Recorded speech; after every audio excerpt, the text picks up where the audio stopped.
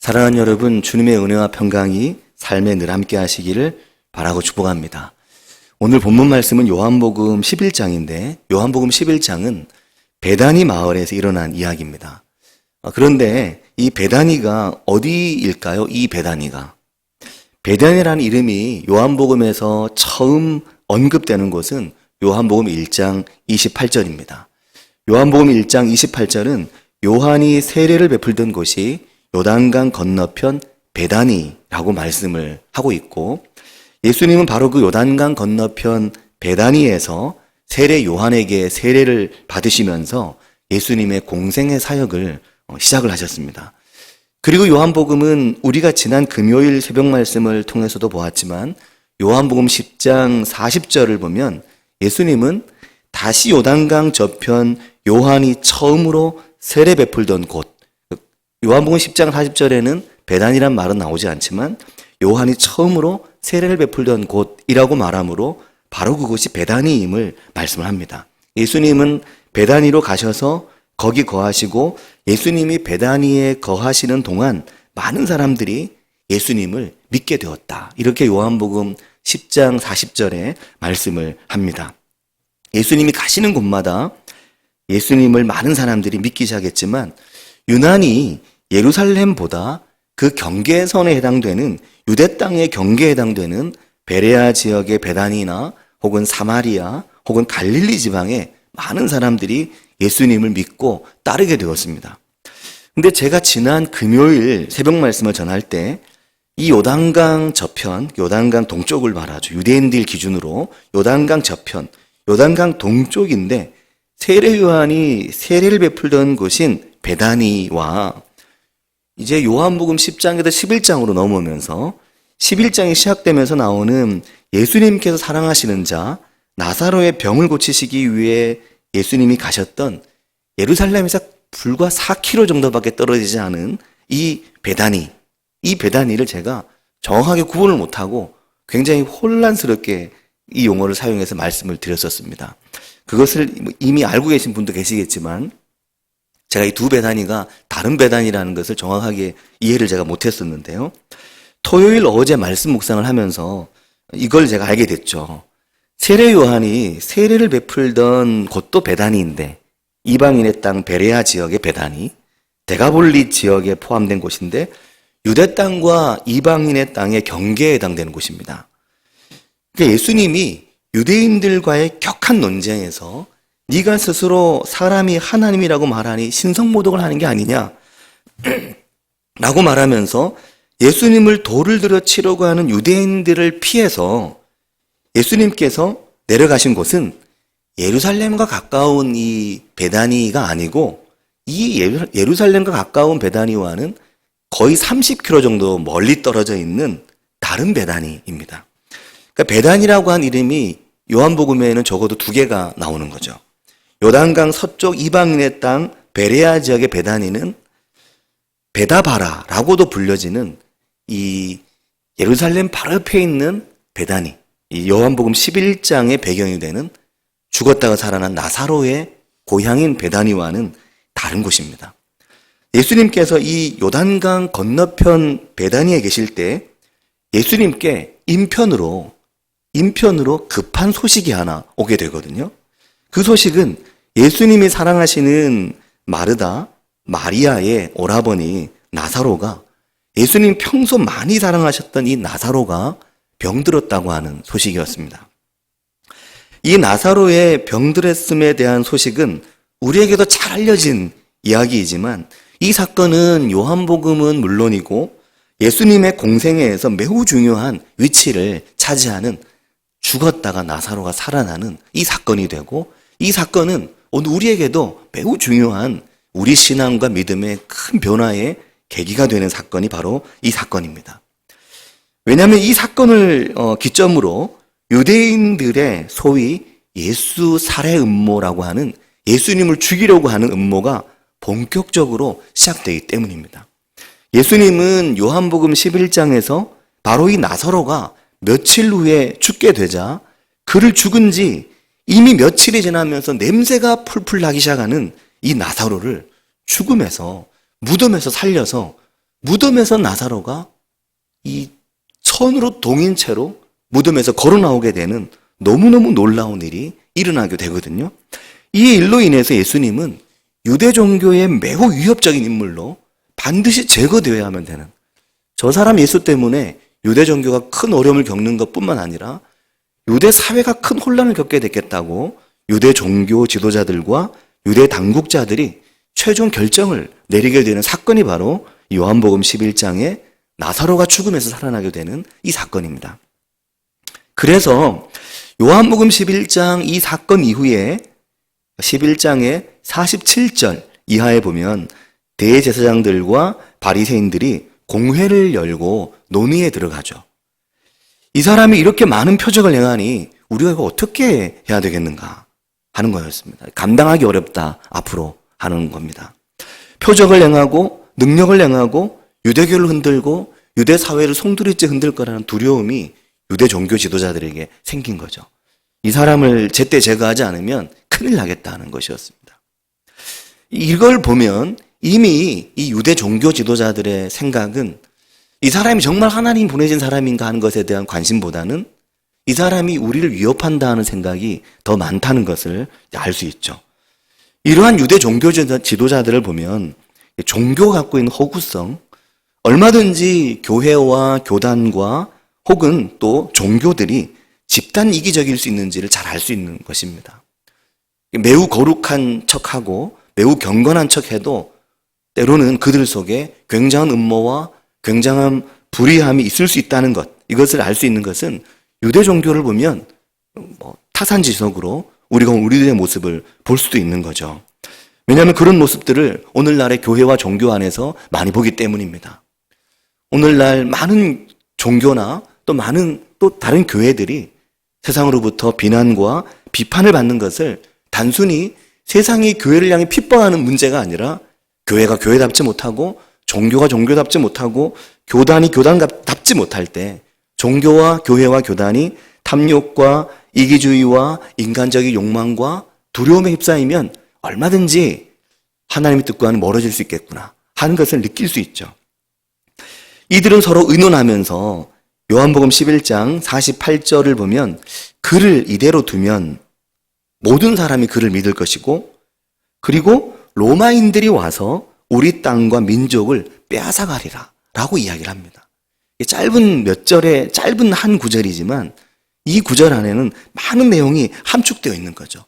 예수님에 대한 많은 추종자들, 또 이 표적, 이 상황을 그대로 두면 앞으로 로마에 의해 유다가 폐허가 될 거다. 우리가 로마의 식민지인데 로마인들이 우리에게로 들어와서 이 많은 대중이 예수를 추종하는 현상을 보았을 때 어떡할까? 과연 이걸 그냥 내버려 놓을까? 더구나 만약에 이 추종자들이 예수를 왕으로 세우려고 하거나 이것이 정치적인 어떤 현상으로 나타나게 된다면 로마인들이 볼 때는 유대 사회 안에 큰 폭동과 큰 추종자가 생긴 일이 되기 때문에 이것은 로마에 대한 혁명적 운동으로 보게 된다면 이게 얼마나 우리에게 위협적인 일이 될까? 이런 이야기를 일종의 이슈화하는 거죠. 예수에게 이런 일이 예수를 통해 일어날 수 있다고 이야기를 하기 시작하는 겁니다.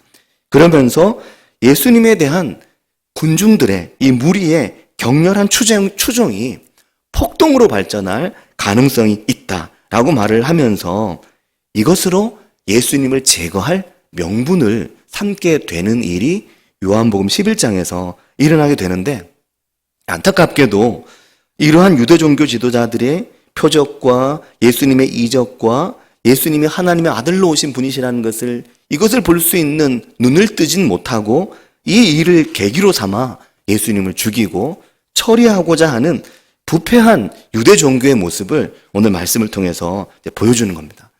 그래서 50절 말씀으로 가면 유대 종교 지도자들 중에 한 사람, 그 해의 대제사장이었던 가야바가 말하기를 한 사람이 백성을 위하여 죽어서 온 민족이 망하지 않게 되는 것이 너희에게 유익한 줄을 생각하지 못한다 라고 말하면서 예수를 죽여서 온 우리 사회가 편안하다면 그게 좋은 게 아니냐라고 이야기를 하는 겁니다.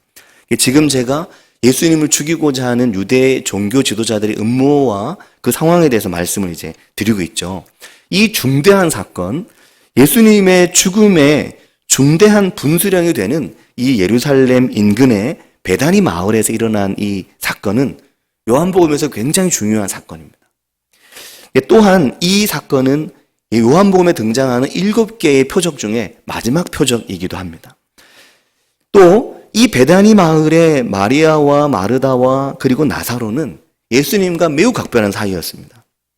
우리가 그동안 이 부분에 대한 말씀은 많이 들어서 익히 알고 있는 부분이죠. 11장 5절과 12장 3절을 보면 예수님은 마르다와 그 동생 마리아와 나사로를 굉장히 많이 사랑하셨고, 마리아는 지극히 비싼 향유를 깨뜨려서 예수님의 발에 부어서 예수님의 발을 씻고 닦아줄 만큼 예수님을 지극히 사랑했습니다. 근데 여기 또 굉장히 의아한 게 하나 있는데요. 제가 이걸 굉장히 의아했는데 이번에 말씀을 준비하면서 진짜 의아하구나 라고 느껴진 것은, 이 마르다, 마리아, 나사로 죽었다가 살아났잖아요. 예수님과 너무너무 각별한 사이였거든요. 예수님이 누군가를 위해 이렇게 눈물 흘리며 울었다는 이런 이야기, 흔치 않은 이야기인데, 이 세 사람의 이 남매잖아요. 세 사람. 이 세 사람의 이름이 요한복음 11장 이후에는 더 나오지 않습니다. 그리고 다른 복음서에는 아예 안 나옵니다. 이들의 이름이. 이게 왜 안 나올까? 이것에 대해서 매우 궁금해하고 의아해한 기록들이 많이 나오더라고요. 책을 보면. 왜 다른 복음서는 아예 없지? 왜 요한복음에는 이들의 이름이 더 이상 안 나오지? 그거죠. 예수님이 십자가를 지시는 장면에서 적어도 나사로가 예수님 십자가 밑에 나올 것 같은데, 죽었다가 살아난 장본인인데 왜 더 안 나올까? 마리아와 마르다, 그렇게 예수님을 사랑한 이 자매는 왜 더 안 나올까? 왜 그럴까? 그들의 믿음이 변질되지만 않았다면 더 나올 것 같은데, 베다니의 마리아, 마르다, 죽었다가 살아난 나사로의 이름은 더 안 나오고 다른 복음서는 아예 안 나옵니다. 왜 그럴까요? 이것은 이 사건의 파장이 얼마나 컸는지를 반증해 주는 것입니다. 이 사건의 파장이 너무너무 컸기 때문에, 나사로가 죽었다 살아난 일이 너무너무 큰 파장이라서 유대인들이 나사로의 장례식에 많이 찾아왔죠. 많은 유대인들이 나사로의 죽음, 그 장례 소식을 듣고 왔고, 그 장례에 와서 그 현장에 있었는데, 그 현장에서 죽었던 나사로가 살아나게 되는 일을 목격한 유대인들이 너무너무 많았던 겁니다. 그래서 이 사건이 드러나게 될 경우에 더 많은 사람들이 예수님을 믿고 따를 것이기 때문에 유대 당국자들과 종교 지도자들은 이 나사로의 사건을 온 힘을 다해서 막고 숨기려고 했을 겁니다. 그리고 매우 큰 위협이 있었음이 분명하기 때문에 아마도 예수님은 마리아, 마르다, 나사로에게 그들도 유대인들로부터 더 큰 위협을 당하기 전에 은신하도록 말씀을 하셨을 것이다 라고 주석을 하는 것입니다. 왜냐하면 요한복음 12장 9절 이하에 보면, 요한복음 12장 9절 이하에 보면 유대인의 큰 무리가 예수께서 여기 계신 줄을 알고 오니 이는 예수만 보기 위함이 아니요. 그리고 그 뒤에 뭐라고 말하냐면 죽은 자 가운데서 살리신 나사로도 보려 합니다. 이렇게 말하는 겁니다. 이 사람들이 이미 예수님만 보려는 게 아니라 죽은 자 가운데 살아난 나사로도 보려고 예수님이 계신 곳에 찾아왔다라는 거죠. 근데 예수님의 이 복음에 나사로가 얼마나 결정적인 살아있는 증거였는지를 보여주는 거죠. 나사로는 생생한 예수님의 증인이 된 겁니다. 유대인들의 큰 무리, 적은 무리가 아닌 큰 무리가 예수님을 보기 위해 베다니로 찾아오고, 그러면서 죽은 자 가운데 살아난 나사로도 보고 싶어 했던 겁니다. 그러자 12장 10절을 보면 대제사장들이 나사로까지 어떻게 합니까? 나사로까지 죽이려고 모의를 하니라고 말을 하는 겁니다. 그러니 나사로가 베다니에서 살 수 있었을까요? 살기 어려웠을 겁니다. 예수님도 돌을 들어 죽이려고 하는 판에 나사로가 예수님의 생생한 증인 역할을 하기 때문에, 우리 앞에 보았지만 요한복음 8장 9장이었나요? 그 맹인이었다가 눈을 뜨게 된 자도 쫓겨났거든요. 요한복음 11장은 어떤 병자가 베단이 있었다라고 말하면서 11장을 시작하는데, 그가 마리아와 그 자매 마르다의 마을 베다니에 사는 나사로이고 그가 마리아와 마르다의 오라버니라고 말씀을 하고 있습니다. 그리고 2절에 보면 마리아는 향유를 주께 붓고 머리털로 주의 발을 닦던 자라고 말씀을 하고 있습니다. 마리아와 마르다는 예수님께 사람을 보냈는데 사람을 보내서 하는 말이 주여 보시옵소서 사랑하시는 자가 병들었나이다. 그렇게 예수님께 사람을 보내서 주님 사랑하시던 자가 병들었습니다 라고 자기들이 오라버니 나사로가 병들었다고 소식을 전하는 것입니다. 본문을 보면 얼른 오십시오. 빨리 와서 고쳐주십시오. 이렇게 재촉을 한 게 아니라 뭐라고 말했습니까? 사랑하는 자가 병들었습니다 라고만 말을 합니다. 자, 이게 빨리 와서 고쳐주십시오 하는 말과 병들었습니다라는 말이 같은 말일까요? 굉장히 다른 말입니다. 이 말을 듣는 입장에서 볼 때는. 왜냐하면 당장 오시라고 재촉할 수도 있고 아니면 상황을 좀 더 자세히 말할 수도 있죠. 왜냐하면 나사로가 금방 죽습니다. 그러니까 나사로의 생명이 경각에 있는 거죠. 곧 죽게 됐습니다도 아니고 병들었습니다. 이렇게 말하는 건 굉장히 다른 말이죠. 하루에도 수차례씩 사선을 넘나들면서 언제 죽을 줄 모르는 오라버니를 보고 있으면서 예수님에게 사랑을 보내 기껏 하는 말이 사랑하시는 자가 병들었다. 이런 겁니다. 이걸 보면 이게 잘 이해가 안 되는 거죠. 어떻게 이렇게 얘기할 수 있지? 빨리 오셔서 도와달라고 할 것도 같은데 왜 그렇게 말 안 할까? 이 상황이 매우 위중한 상황이었기 때문인 거죠.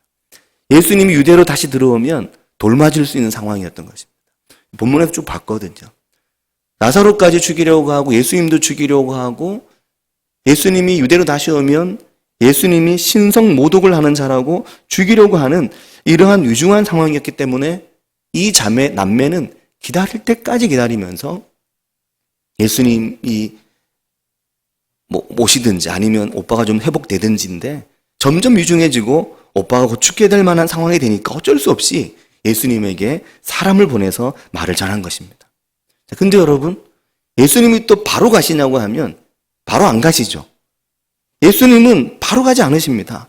예수님은 이 소식을 듣고도 그렇게 사랑하는 나사로가 병들었다는 소식을 듣고도 바로 가지 않고 이틀이나 더 지나서 가시죠.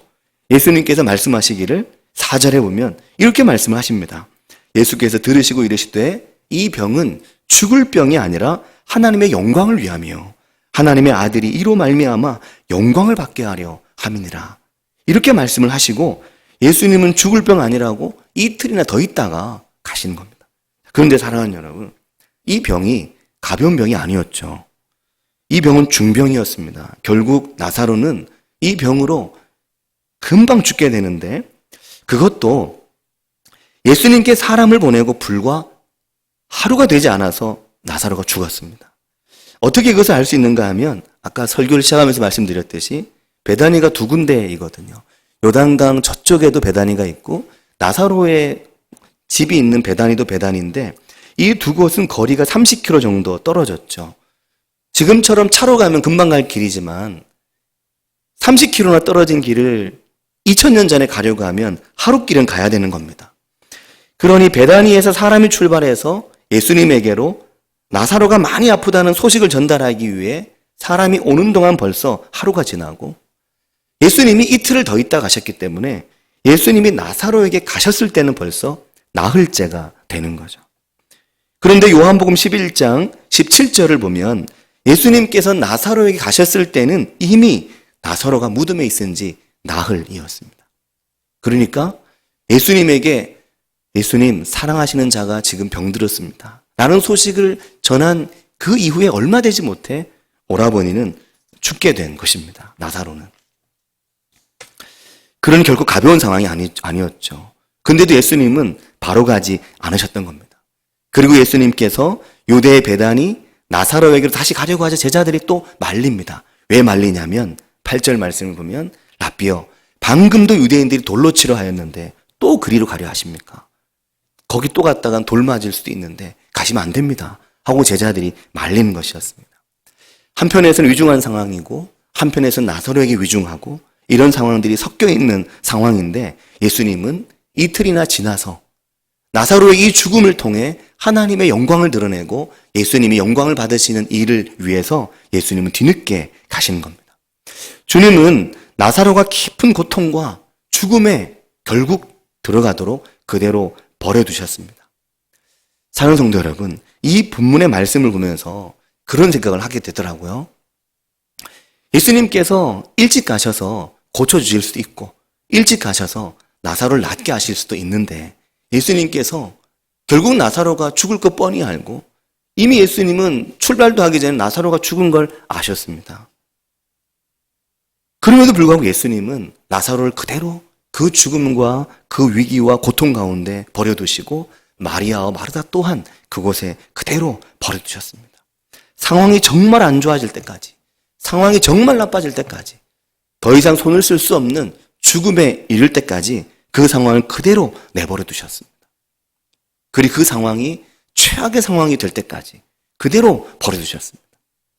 30km나 떨어진 먼 거리에 이쪽 베다니와 저쪽 베다니에서 그 먼 거리를 두고 그대로 나사로와 마리아와 마르다를 그 어려움과 위기 속에 그대로 두시고 결국 나사로가 죽을 때까지 기다리셨습니다. 사랑하는 여러분, 이 말씀을 보면 어떤 생각을 하십니까? 때로 우리가 우리의 삶에서 이렇게 참으로 긴급하고 참으로 어렵고 위중한 상황을 우리가 만날 때가 있습니다. 죽음 같은 상황, 일어날 수 없는 상황, 정말 위기와 정말 절망을 우리의 삶에서 만날 때가 있습니다. 고통이 우리를 애워쌀 때가 있죠. 어떤 것으로도 해결할 수 없고 어떤 것으로 해결되지 않는 위기 속에 있을 때가 있습니다. 완전히 죽음까지 내려가는 것만 같은 어려움 속에 있을 때가 있습니다. 사랑하는 여러분, 바로 그 위기와 그 어려움 속에서 예수님이 하나님의 아들이심을, 하나님은 하나님이 하나님이심을 우리에게 나타내고 보여주고자 하시는 것입니다. 사랑하는 여러분, 우리가 그런 위기와 그런 어려움들을 지나왔습니다. 우리의 삶에도 정말 어렵고 정말 힘들고 정말 고통스럽고, 그래서 왜 하나님 나를 안 도와주시지? 왜 하나님 나를 안 지켜주시지? 왜 하나님 이 위기 속에서 날 살려주지 않으시지? 라고 느끼는 그 절망 속에서 그때 하나님께서 나를 도우시고 나를 살리시는 것을 경험할 때가 한두 번이 아니었죠. 그러면서 믿음을 갖게 되고 그러면서 예수님을 제대로 보고 알게 되는 겁니다. 마리아와 마르다의 첫 마디가 뭐였냐면, 예수님 오셨을 때 그 자매의 첫 마디가 둘 다 똑같이 요한복음 11장 21절과 요한복음 11장 32절을 보면 똑같이 이 자매가 주님께 뭐라고 말하냐면, 주께서 여기 계셨더라면 그러면 오라비 안 죽었을 겁니다. 주께서 여기 계셨더라면 우리 오라버니가 죽지 않았을 겁니다. 라는 게 이 두 자매의 동일한 말이었습니다. 주님이 여기 계셨더라면, 주님이 우리와 함께 계셨더라면, 주님이 나와 함께 주셨더라면 이 어려움이 우리에게 없었을 것인데 하는 말이었거든요.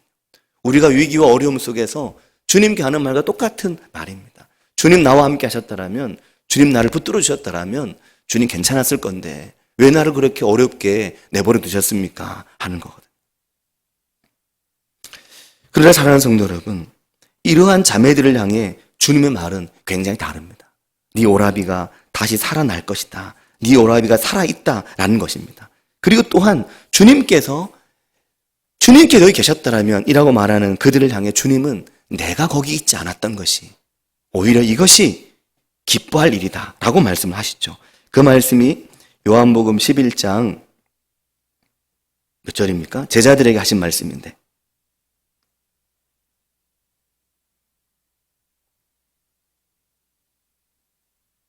요한복음 11장 15절 말씀을 보면 14절과 15절 같이 읽겠습니다. 이에 예수께서 밝히 이르시되 나사로가 죽었느니라. 내가 거기 있지 아니한 것을 너희를 위하여 기뻐하노니 이는 너희로 믿게 하려 함이라. 그러나 그에게로 가자 하시니. 아멘. 굉장히 다른 말이죠. 마리아와 마르다는 주께서 여기 계셨더라면 우리 오라버니 살았을 텐데 하는 말이지만, 예수님의 말씀은 내가 거기 있지 않은 것이, 내가 거기에 나사로를 살릴 수 있는 그 자리에 내가 있지 않았던 것이 오히려 이것이 너희들을 위하여 기쁨이다. 결국 이 일을 통해 너희가 나를 믿게 될 것이다 라는 것. 사랑하는 여러분, 매우 중요한 말씀이라고 생각됩니다. 너무너무 중요한 말씀이라고 생각합니다. 오늘날 정말 절박한 위기 속에 있는 교우들도 있고 내 삶도 그럴 수 있습니다. 오늘 내 삶의 자리가 정말 죽을 것 같다. 너무너무 힘들다. 너무너무 고통스럽다. 근데 주님이 나를 안 돌아보신다. 라고 생각될 때. 그러나 예수님의 말씀처럼 내가 거기 있지 않은 것이, 내가 지금 너와 함께하지 않는 것처럼 너에게 느껴지는 것이 오히려 이것이 결국 나의 영광을 드러내고 이것이 결국 많은 사람들이 나를 믿게 되는 일이 될 것이다 라고 말씀 우리에게 하시는 겁니다. 사랑하는 여러분, 오늘 내 삶의 위기와 내 삶의 어려움 속에서 하나님이 장차하실 일을 내다보고 더 하나님을 붙들고 더 하나님께 가까이 나아가는, 더 하나님 앞에 믿음으로 나아가는 성도님들 되시기를 바랍니다. 그래서 우리의 삶을 통해서 참으로 하나님 살아계심을, 참으로 하나님께서 죽은 것 같은 나를 살려서 하나님의 역사에 그 증인이 되고 증거가 되게 하신 일이 우리의 삶을 통해 드러나고 나타나게 되기를 바라고 축복합니다. 같이 기도하겠습니다. 저는 요한복음 11장을 어제 토요일 매일 성경 새벽 말씀 분량이었는데요. 이 말씀 묵상하면서 이렇게 예수님께서 나사로를 죽음 가운데 버려두셨구나. 결국 죽게 내버려 놓으셨구나 하는 것을 많이 느끼고 오늘 내 삶의 죽음 같은 위기와 어려움 속에 나를 던져주는 것이 오늘 내 삶의 위기가 오히려 하나님의 관점으로 볼 때는 그것이 기회고 이것이 우리에게 하나님의 영광을 참으로 드러낼 수 있는 길이구나 하는 것을 느끼고 깨닫게 됩니다. 그 사건 속에서 결국 예수님을 붙들고 예수님의 증거가 되는 사람들이 있고 때로는 그 사건 속에서 예수님을 버리고 예수님을 떠난 이들도 있지만 많은 제자들이 예수님을 떠났거든요. 사랑하는 여러분, 우리는 더 예수님을 붙드는 믿음의 사람들이 되기를, 우리는 더 예수님을 믿음으로 붙드는 믿음의 증인들이 되기를 같이 우리 한 목소리로 기도하겠습니다. 하나님 아버지, 은혜를 감사합니다. 지금 저희들의 삶에 있어서 저희들이 믿음으로 예수님 붙들고 믿음으로 예수님 붙들고 나아가는 저희들이 될 수 있도록 저희들을 인도해 주시기를 주님 원합니다. 하나님 아버지, 위기 속에서 절망 속에서 예수님께서 나를 돌아보지 않는다고 생각될 때, 예수님께서 나를 붙들지 않으신다고 생각될 때, 그럼에도 불구하고 그 속에서 하나님을 붙들고 하나님을 의지하며 마지막까지 하나님을 신뢰하는 주는 그리스도시고 주는 살아계신 하나님께로부터 오신 분이라고 고백할 수 있는 믿음의 고백이 오늘 우리의 삶에 있도록 주님 우리를 도우시고 주님 우리를 인도해 주시기를 주님 간절히 바라곤 합니다. 하나님 아버지, 역사하여 주시옵소서. 주님 은혜 안에 붙들릴 수 있도록 도우시고 인도해 주시기를 주님 원합니다. 하나님 아버지, 저희를 믿음으로 강건하게 해주시기를 주님 원합니다. 오늘 깨진 믿음과 깨진 상황과 아버지 한 참으로 절망적인 상황 속에 있는 이들이 있습니까? 주님, 그 속에서 하나님을 붙들 수 있는 은혜의 사람들, 믿음의 사람들이 저희들이 될 수 있도록 주님 우리를 도우시고 주님 우리를 인도해 주시기를 주님 원합니다. 하나님 아버지, 역사하여 주시옵소서. 주님 오늘 우리의 믿음을 새롭게 해주시기를 주님 원합니다. 하나님 아버지, 주님 은혜를 더하여 주시옵소서. 주님 믿음을 새롭게 해주시기를 주님 간절히 바라곤 합니다.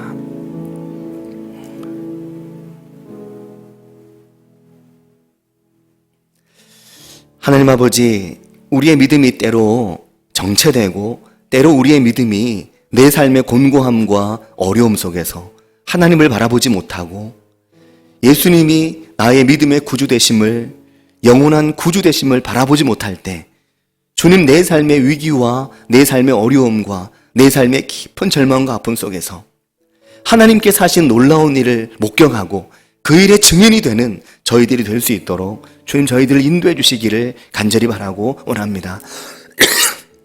나사로의 삶이, 또 마리아와 마르다의 삶이, 예수님을 향한 뜨거운 사랑을 가졌던 그들의 삶이 이후에 얼마나 많이 예수 그리스도의 증거가 되고 증인이 되었을지 말씀을 통해서 보게 되고 생각하게 됩니다.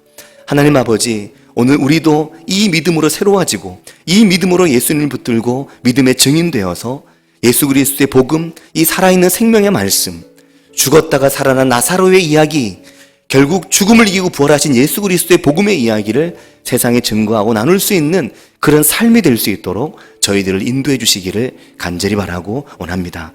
주님, 저희와 함께 하시기를 원하오며 예수님의 이름으로 기도합니다. 아멘.